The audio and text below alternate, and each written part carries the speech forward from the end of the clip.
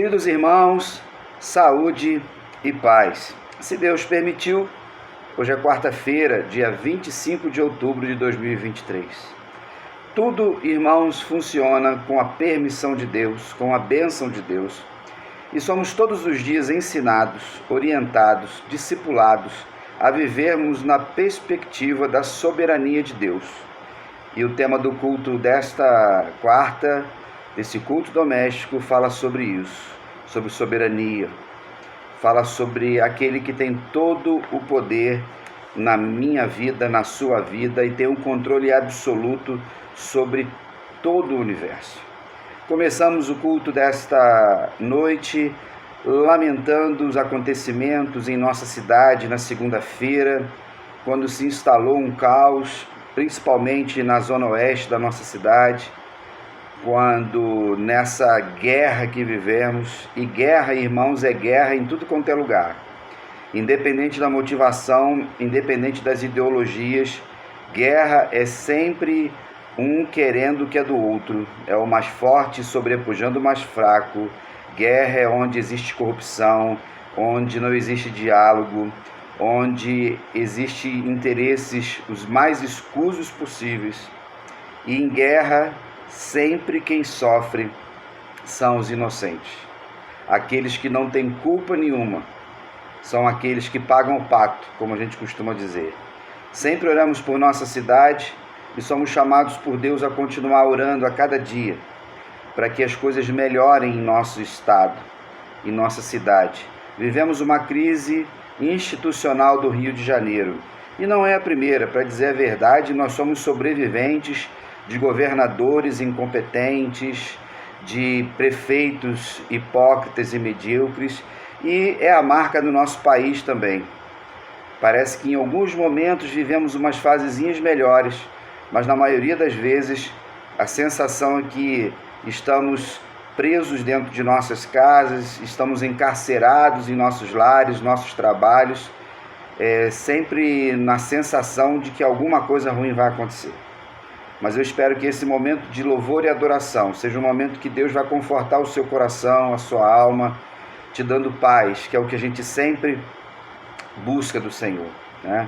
Saúde e paz. É Ele quem nos dá o shalom, é Ele quem nos dá o alimento, é Ele quem nos dá todas as coisas.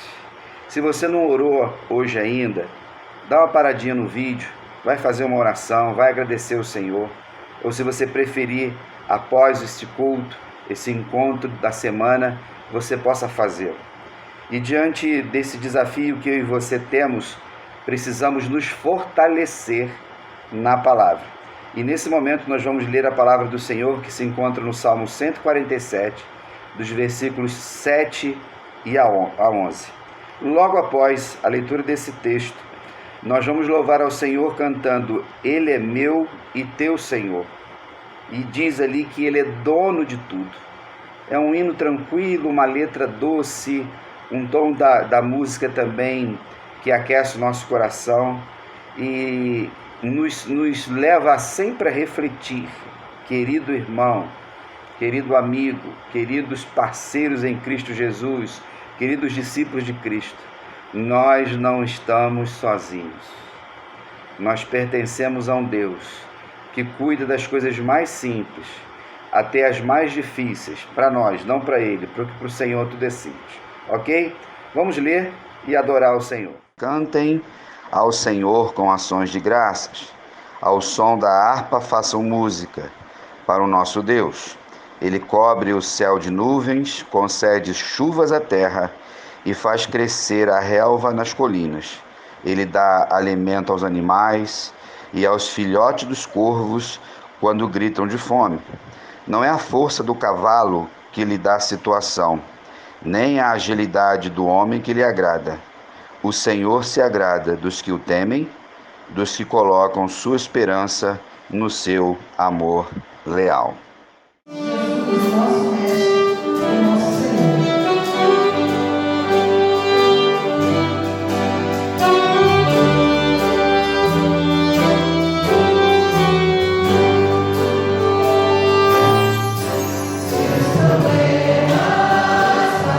Parece, não tem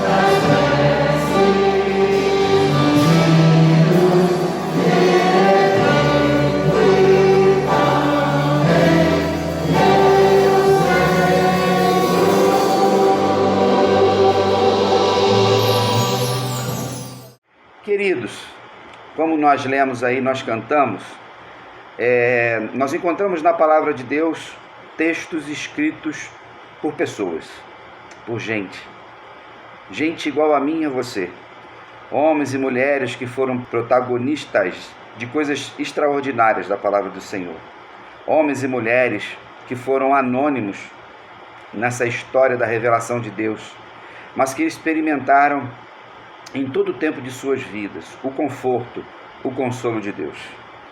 Vivemos tempos em que mais do que nunca precisamos nos agarrar às doutrinas da palavra do Senhor, quando fala de que Deus é o Criador Supremo, de que Deus é soberano, de que Deus é amor, de que Ele é paz, de que Ele tem todos os atributos que fazem dele o único Deus todo-poderoso, o Deus onipotente, onisciente e onipresente.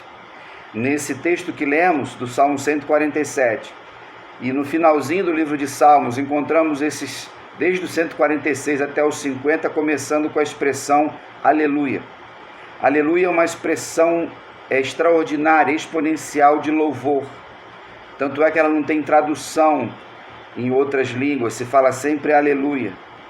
Então, o salmista, quando escreve, ele escreve na autoridade do Espírito Santo, ele escreve como alguém que conhece a Deus, ele escreve como alguém que sabe o que está falando.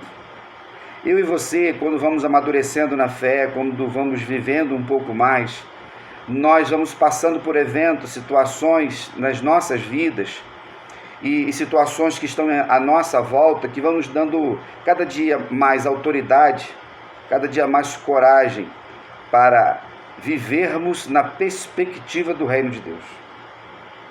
Então, quando ele fala aqui sobre louvor e ação de graças, cantai ao Senhor, somos chamados pelos salmos, cantai ao Senhor com todos os instrumentos. Não existia instrumento sacrossanto não, era todos os instrumentos.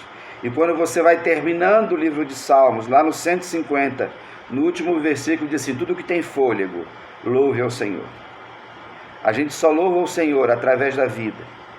Por isso que não acreditamos em imagens, porque ídolos não têm fôlego.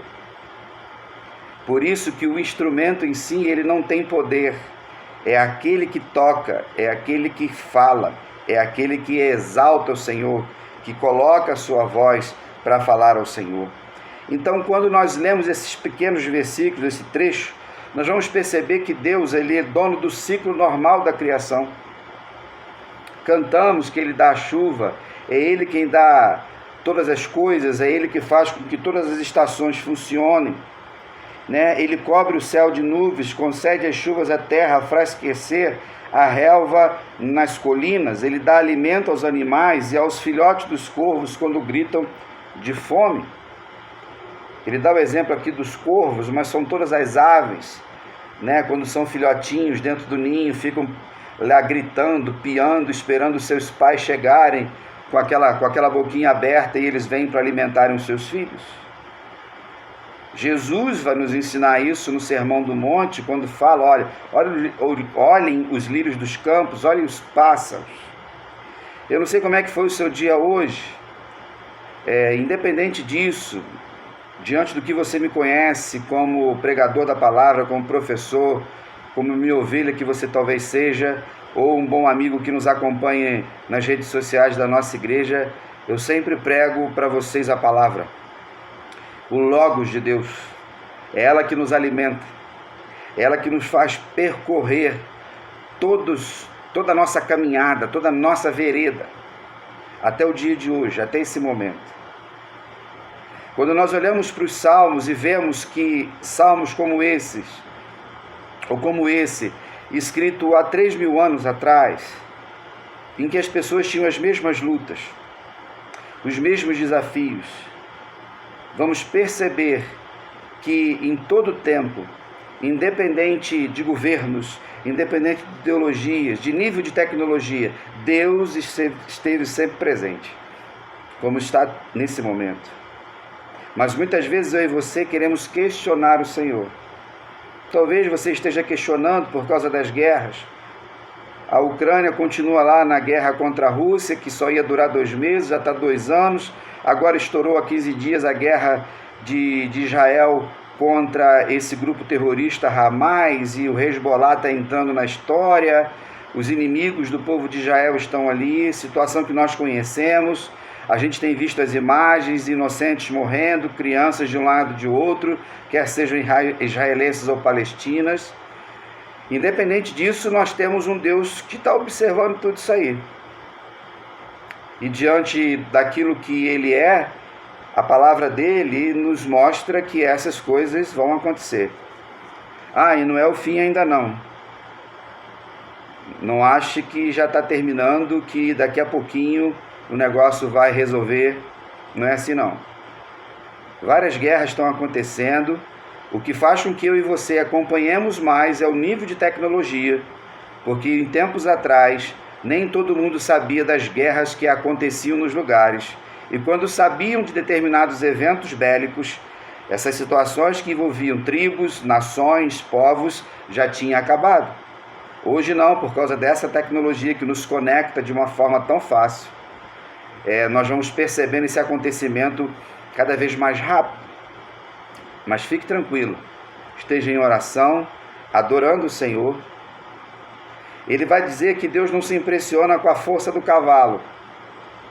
O cavalo naquela época, e hoje ainda é, uma das grandes forças naturais. E o cavalo sempre esteve ao lado do homem, para cuidar da terra, para transportar coisas, para montaria, para a guerra, para o socorro, para o desenvolvimento, tudo. Ele sempre foi um animal domesticável e que estava ao lado do homem. Mas a força desse cavalo não impressiona a Deus. Por quê? Porque Deus quem deu a força para ele. Então, por isso que nós não podemos inverter nada. Mas acontece que nós que hoje não temos o cavalo, né, no nosso terreno, na nossa fazenda, na nossa cocheira, só vemos muitas vezes por fazendas e sítios que passamos, mas o cavalo significa uma tecnologia importante que hoje faz com que nós transformemos todos os nossos recursos de forma a fortalecer a nossa agenda, mas não troca não. Não troca essas coisas por Deus. Deus não se impressiona pela nossa capacidade cognitiva, com quantos diplomas temos na parede, com quanto dinheiro você tem na sua conta bancária, o tamanho da sua casa, a marca do seu carro, tudo isso que nós já estamos cansados de refletir, mas precisamos trazer à memória. Por causa de quê? Por causa de Deus. Então, esquece os teus cavalos, a tua potência, a tua força. Ele vai dizer que nem as pernas dos homens impressionam. Ele está falando da velocidade, do homem também que corria, da capacidade do homem se deslocar, do homem ir a algum lugar, do homem construir, reconstruir. Nada que eu e você façamos ou tenhamos faz de mim e de você divindade. Então precisamos em todo tempo. Estou um pouquinho resfriado, a minha garganta está arranhando um pouquinho aqui. Qualquer benefício que eu e você possamos ter precisa sempre ser interpretado como dado pelo Senhor, como ferramentas para que eu e você vivamos na terra, tenhamos algumas facilidades, mas nunca cometamos o erro de substituir. Nesse bloco que nós lemos aqui, do versículo 11, ele fala assim: temor, esperança e misericórdia. É isso que agrada a Deus. O Senhor se agrada dos que o temem, dos que colocam nele a sua esperança, na sua misericórdia, ou na versão que eu li, no seu amor leal. Em quem você tem posto a sua confiança? Quem você tem temido? Olhamos as guerras, olhamos esse movimento em nossa cidade horrível, de policiais corruptos, de traficantes, de milicianos. Ficamos com medo? Sim, o medo é um dispositivo de segurança. Dá para evitar alguma coisa na nossa agenda se a gente está percebendo que está acontecendo alguma coisa? Fico imaginando o terror que alguns dos nossos amigos, vizinhos da cidade passaram, ter que descer correndo de trem, ter que descer correndo de ônibus, aqueles bandidos tacando fogo lá nos ônibus. Que coisa terrível. Por mais que nós moremos numa cidade tão linda, tão maravilhosa, e já estejamos acostumados com algumas coisas, tudo isso nos impressiona e gera um temor. Mas não é esse temor que a Bíblia fala. Não é um temor do mal, não é um temor de descontentamento. É um temor de saber que nós pertencemos a um Deus que Ele é maior do que tudo. Ele é maior do que o cavalo, Ele é maior do que a criação, Ele é maior do que o sol, Ele é maior do que os planetas, Ele é maior do que tudo.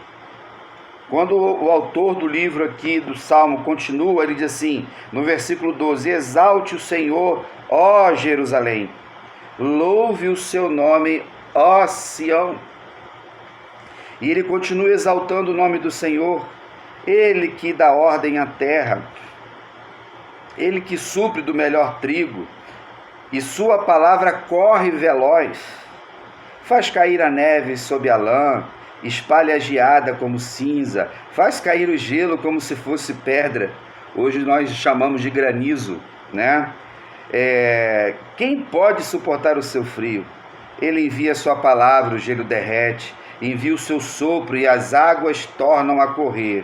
Ele revela a sua palavra a Jacó e os seus decretos e ordenanças a Israel. Ele não fez isso em nenhuma outra nação. Todas as outras desconhecem as suas ordenanças. Aleluia.